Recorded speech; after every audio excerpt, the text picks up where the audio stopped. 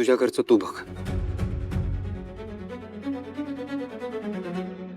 अरे पत्रिका छापायला गेलेत पप्पा. मम्मीने लग्नाची तयारी सुरू केली आहे. ताईचं लग्न स्वप्न आहे त्या दोघांचं आणि खूप खुश आहेत ते दोघं. तो मुलगा चांगला आहे, घर चांगलं आहे. पप्पा तर एवढे खुश आहेत ना, कारण त्यांची मुलगी एका चांगल्या घरी जाणार आहे. मुलीच्या लग्नाच्या मांडवात सनई चौघडे ऐकायला एवढी वर्ष थांबलेत ते. आणि तू बोलतोयस की लग्न मोडायचं? इतकं सोपं आहे ते? तुमच्या सोसायटीमध्ये होत असेल असं, पण आमच्याकडे नाही होत. आजूबाजूचे नातेवाईक, भावकी गावकीतले मम्मी पप्पांना नको नको ते बोलतील, नावं ठेवतील. आय नो डिफिकल्ट आहे. मी कुठे नाही म्हणतोय, पण एक गोष्ट लक्षात ठेव. जर ती मुलगी सुखात नसेल तर तिचं प्रेम एकावर आहे, ती लग्न दुसऱ्याशी करते. त्या दुसऱ्या मुलावर अन्याय होत नाहीये का? त्याच्या होणाऱ्या बायकोचं त्याच्यावर प्रेमच नाहीये. कसा संसार करतील दोघे? का मन मारून जगलं की झालं असं आहे का? तिघांचं आयुष्य बर्बाद होते. फक्त गौतमचं नाही, तुझ्या बहिणीचं सुद्धा आणि त्या मुलाचं सुद्धा. आयुष्यभर तुझ्या बहिणीला असं कुढत राहताना बघू शकतेस तू? मी नाही बघू शकत. माझ्यासाठी माझी भावंड आणि त्यांचा आनंद जगात सगळ्यात महत्वाचा आहे. आता त्यांचा आनंद महत्वाचा आहे की आपल्याला काय वाटतं, जगाला काय वाटतं ते जास्त महत्वाचं आहे? ते तू सांग. हे बघ, मला सगळं कळतंय, पण आता मला काहीच सुचत नाहीये काय करायचं ते. तो तो गौतम खूप चांगला मुलगा आहे. त्याची काय चूक आहे ह्या सगळ्यात? त्याला कसा नकार द्यायचा? द्यावा लागेल.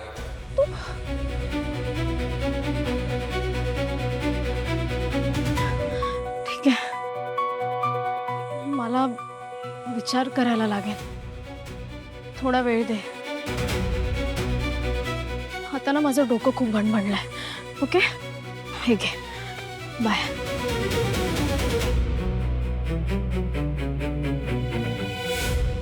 अहो परब, त्या दिवशी आपलं बोलणं झालं होतं ना की पीएफच्या फंडामधून आता पैसे काढणं शक्यच नाहीये. 4 लाख हवे होते हो. ते पीएफच्या अगेन्स्ट लोन होऊ शकेल ना? हा परब, अहो तो तर मी विचारच नाही केला. पीएफच्या अगेन्स्ट आपण लोन करू शकतो. हा, तेवढं करू शकतो मी. हा, ते वाडकर मला बोलले होते की ते कागदपत्र म्हणजे आधार कार्डची फोटोकॉपी, रेशन कार्ड, हे सगळं आणले कागदपत्र. अहो परब, त्याची काही गरज नाही. ते डॉक्युमेंट जमा आहेत आपल्याकडे. पण परब कसं आहे ना, तुमची आता जी पीएफ मध्ये जो फंड जमा आहे, म्हणजे जी शिल्लक आहे, त्या अगेन्स्ट तुम्ही जी लोन मागता ना ती जास्त आहे. त्यामुळे थोडं जरा कठीण आहे. पोरीचं लग्न आहे हो. किती वर्ष झाली आपण एकाच डेपोमध्ये काम करतो सही कर. हा परब, तुमच्याकडे कोलॅटरल काय?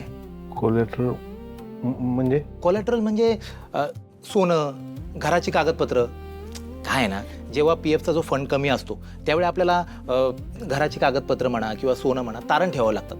म्हणजे कसं आहे, तुम्ही जर लोन फेडू शकला नाही तर डिपार्टमेंट काय करतं की त्या वस्तूंवर आपला हक्क दाखवतं आणि पैसे वळून घेतं. इतकी वर्ष झालं आपण एकमेकाला ओळखतो. मी काय कर्ज फेडणार नाही होय? तरी मी घराची कागदपत्र आणली आहेत. ठीक आहे. अहो मग झालं की, कागदपत्र आहे म्हटल्यावर काय.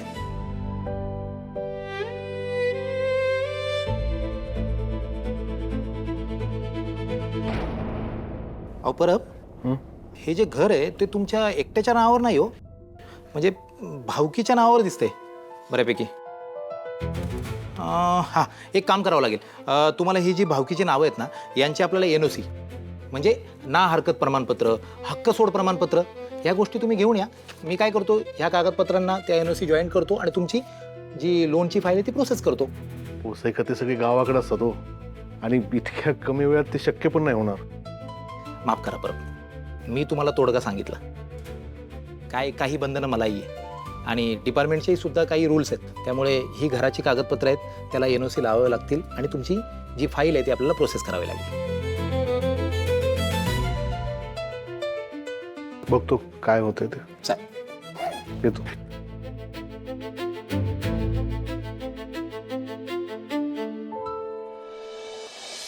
मयू, कोकम सरबत. आणि हे काय करतेस? अगं मम्मीने नावांची यादी बनवायला सांगितली. आता पत्रिका वाटायला लागणार ना, म्हणून.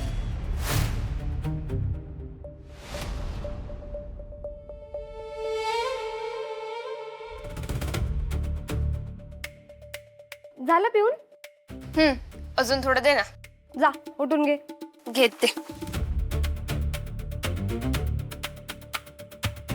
आई, हे सगळं असं चालू राहणार? मलाही माहित होतं की माझं आणि गौतमचं काहीच होणार नाहीये. ते तरी बरं आहे की ही गोष्ट फक्त आपल्या दोघीतच आहे. दोघीत कुठे?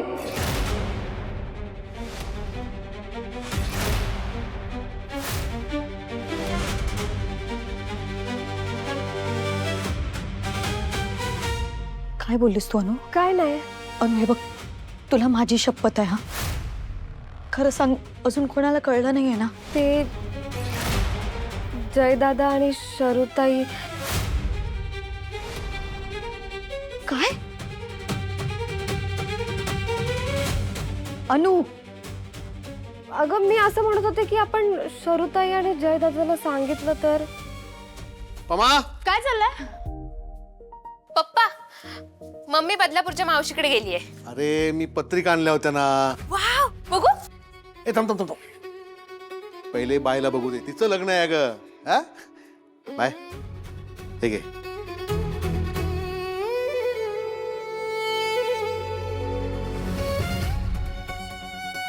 बाय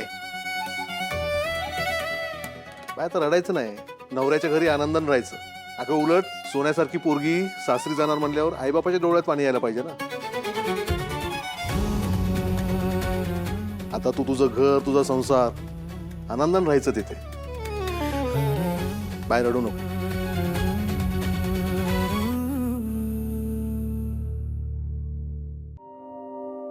कसा आहेस? बरं आहे. हे ना, बस ना. मी स्पष्टच बोलतो. बीटिंग अराउंड द बुश नको. मला सगळं कळलंय गौतम. काय? ती मुलगी असावरी आहे ना.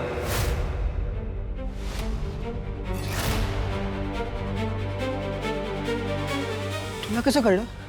सगळ्यांना कळलं काय? काही प्रॉब्लेम झालाय का? नाही, सगळ्यांना नाही, मला कळलंय. म्हणून तू त्यांच्याकडे गेलेलास? ते महत्वाचं नाहीये. तू मला हे सगळं आधी का नाही सांगितलंस?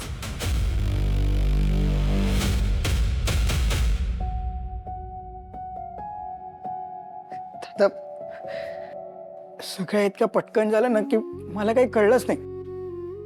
साक्षीताईच्या लग्नात ती मला भेटली आणि माझी ड्रीम गर्लची जी डेफिनेशन होती ना तशीच आहे आसावरी. लग्नात जे काही झालं तिच्या बहिणींचं वगैरे, त्यानंतर मी कसं सांगणार होतो तुला? ती खूप चांगली आहे रे, साधी, सिंपल, फॅमिली ओरिएंटेड मुलगी आहे. तीच माझी ड्रीम गर्ल आहे दादा. वॉट एव्हर, ते सगळं मला माहित नाहीये. बट द पॉइंट इज, हे शक्य नाहीये. कारण तिचं लग्न ठरलं.